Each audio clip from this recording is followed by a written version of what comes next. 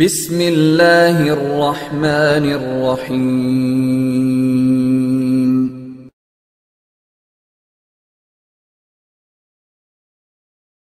ওয়ালাইকুম আসসালাম রহমতুল্লাহি ওয়া বারাকাতুহু।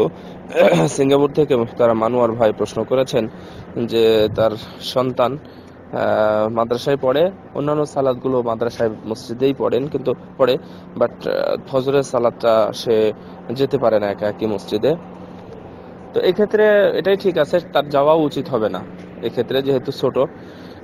যতক্ষণ পর্যন্ত 15-16 বছর না হয়েছে ততদিন পর্যন্ত এটা তার উপর আবশ্যক না যে সে একা একাই মসজিদে যাবে। সে একা একা আর যে কোনো ধরনের আশঙ্কা, ভয়, যে কোনো কিছু থাকলে মসজিদে যাওয়ার দরকার নেই। সেটা যে কারোর জন্যই হতে পারে, আমার জন্য হতে পারে, আপনার জন্য হতে পারে। কোনো ধরনের যদি আশঙ্কা করেন, কোনো সমস্যা নেই।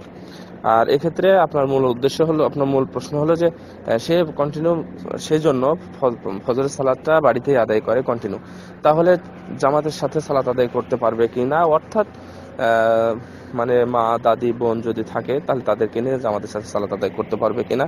জি, পারবে, অবশ্যই পারবে। এক্ষেত্রে ইমামতি করবে আপনার সন্তান, সে যতই ছোট হোক পারবে, সে ইমামতি করবে, আর বাকিরা মুক্তাদি হবে, পিছনে দাঁড়াবে। এক্ষেত্রে ইমামতি করতে পারবে এবং জামাতের সাথে সালাত আদায় করতে পারবে, কোনো সমস্যা নেই। জাযাকুমুল্লাহু খাইরা। আসসালামু রাহমাতুল্লাহি ওয়া বারাকাতুহু।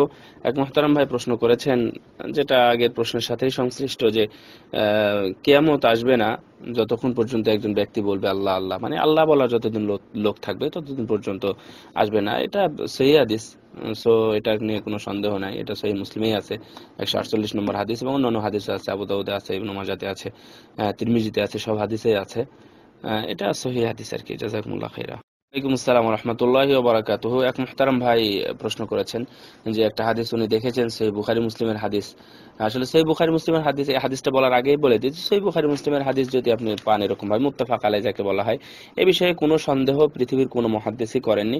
সো এই হাদিসটা ঠিক আছে, এবং হাদিসটার অর্থ, মানাবী অর্থ যেটাকে বলা হয়, অর্থাৎ মাফহুম, আমি বলবো মানে আরবিতে মাফহুম, যেটা আর্থিক দিক থেকেও কথাটা ঠিক আছে, যে মানে মানে সরি, যে ইমানটা পুরো বিশ্বে ঘুরে ঘুরে আবার মদিনার দিকেই ফিরে আসবে, যেমন সাপ তার গর্তে ফিরে আসে পুরো দিন চড়ে। অর্থাৎ মদিনা থেকে এলেমটা বা ইমানটা সম্প্রসারিত হয়েছে, আবার সেই এলেম মদিনা থেকেই ইমানটা বিদায় নেবে। তার মানে পুরো বিশ্ব ঘুরে এসে আবার মদিনাতে চলে আসবে, অর্থাৎ সর্বশেষ ইমান যেখান থেকে বিদায় নিবে, শেষ হয়ে যাবে, মুমিন ব্যক্তি শেষ হয়ে যাবে, সেটা হলো মদিনা। আর এই হাদিসটাও ঠিক আছে, অর্থাৎ সর্বশেষে ধ্বংস করার চেষ্টা করবে দাজ্জাল এসে, এবং আরো অনেক ধরনের ফিতনা আসবে, যে ফিতনাগুলো এসে মানুষের ঈমান চলে যাবে, কিন্তু এই ফিতনাগুলো মক্কা মদিনায় ঢুকবে না। আর যখন ঢুকবে, অর্থাৎ যখন শেষ হয়ে যাবে মক্কা মদিনার ঈমান, তখনই কিয়ামত হবে। আর কিয়ামত হতে তখন আর সময় লাগবে না। যখনই আল্লাহ আল্লাহ বলার কোনো লোক থাকবে না পৃথিবীতে, আল্লাহ বা আল্লাহর উপর বিশ্বাস করা বা তাওহীদকে ধরে রাখা এ ধরনের কোনো মানুষ দুনিয়াতে থাকবে না, তখনই কিয়ামতটা হবে। এই আর কি, এবং হাদিসের অর্থ ঠিক আছে। ওয়ালাইকুম আসসালাম রাহমাতুল্লাহি ওয়া বারাকাতুহু। এক মুহতারাম ভাই প্রশ্ন করেছেন যে রূপার চেইন ব্যবহার করা যাবে কিনা। জি না, যাবে না। আপনারা জানেন যে স্বর্ণ ব্যবহার করা যাবে না। স্বর্ণ পুরুষের জন্য একবারে হারাম, কোনো কিছুতেই ব্যবহার করতে পারবে না, কেউ কেউ অনুমতি দিয়েছেন যে যদি মানে এমন কিছু হয় যে দাঁত যদি লাগে, তাহলে ব্যবহার করা যাবে স্বর্ণ। আর রূপা ব্যবহার করা যাবে, কিন্তু রূপার কোনটা ব্যবহার করা যাবে? রূপা আংটি ব্যবহার করা যাবে, তাছাড়া অন্য কিছু না। অর্থাৎ প্রসাধনী হিসাবে বা মানে সৌন্দর্য বর্ধনের জন্য যেগুলো আছে, সেগুলো অন্যটা কোনটাই ব্যবহার করা যাবে না। যেমন আপনি এ বিষয়ে অনেক হাদিস আছে। তো যেমন মানে মহিলাদের তাসবিহ হয় যদি চেন পরা বৈশিষ্ট্য হচ্ছে মহিলাদের। স্বর্ণ তো কোনো কিছুই ব্যবহার করতে পারবেন না। এখন রূপার বিষয়টা আসলো, তো রূপারটাও আপনি ব্যবহার করতে পারবেন না।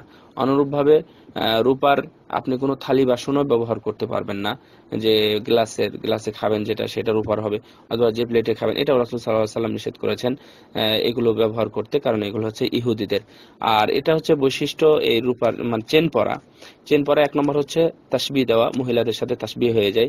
আর রাসূল সাল্লাল্লাহু আলাইহি ওয়াসাল্লাম লানত করেছেন তাদের উপরে যারা কারো তাসবিহ নাই, কোনো বিধর্মীদের অথবা হিন্দুদের, মানে কোনো মহিলাদের বা কোনো মহিলা পুরুষের তাসবিহ যে যে যাই নিক না কেন সেটাই তাদের উপর লানত। এবং অন্য হাদিসে আছে যে তারা জান্নাতে যাবে না এবং জান্নাতের সুগন্ধিও তারা পাবে না যারা এভাবে তাসবিহ করবে। সো মানে আপনি যেটা বলেছেন যে মহিলারা চেন মানে চেন ব্যবহার করতে পারবে কিনা পুরুষেরা, রূপার চেন, জি না, পারবে না। ওয়ালাইকুম আসসালাম ওয়া রাহমাতুল্লাহি ওয়া বারাকাতুহু। এক মুহতারাম ভাই প্রশ্ন করেছেন যে আমি সকাল 10টার দিকে পোশাক পরে বেরিয়ে যাই, জুতা মোজা পরে, তখন অজু করি, তারপরে যে 3-4 ওয়াক্ত যে সালাতগুলো থাকে আমি শুধু সালামে ও যখন অজু করি, অজুর সময় আমি মাসাহা করি মোজার উপরেই, এটা ঠিক আছে কিনা? জি ঠিক আছে, কোনো সমস্যা নেই, এটা কোনো সমস্যা নেই। এটা সহিহ বুখারীতেও আছে, মুসলিমও আছে, সহিহ বুখারীর 202 নম্বর হাদিস। তারপরে হচ্ছে মানে সহিহ মুসলিমেও আছে, সহিহ মুসলিমেও 274 নম্বর হাদিস। এছাড়া আরো অনেক হাদিস আছে যে রাসূল সাল্লাল্লাহু আলাইহি ওয়াসাল্লাম উনি মুজার উপর মাসাহা করেছেন, কোনো কারণ ছাড়াই করেছেন, অর্থাৎ মুজা পরেছিলেন তার উপর মাসাহা করেছেন, মানে বিষয়টা এমন আর কি। আর মুকিম অবস্থায় যখন করা যায় তখন তো আর কোনো কারণই উল্লেখ করা যেতে পারে না, অর্থাৎ কোনো কারণ ছাড়াই মুজার উপরে মাসাহা করা যায় যদি আপনি মুজা পরে থাকেন। আর অনেক সময় এটা সুবিধা অসুবিধার ব্যাপার আছে, যে অনেক সময় এটা যদি মুজা পরে মুজার উপর মাসাহা করি তাহলে আমাকে এই কাজগুলো করতে হচ্ছে না। আবার অনেক সময় মানে বিপদের সম্মুখীন হতে হয় যে এখানে আমি মানে অজু করব, পা ধোয়ার তেমন জায়গা নাই, এমনি শুধু হাত মুখ ধোয়ার জায়গা আছে কিন্তু পা ধোয়ার জায়গা অনেক সময় পাওয়া যায় না। আলা কুল্লি হাল এটা ঠিক আছে, নো প্রবলেম। জাযাকুমুল্লাহ খাইর।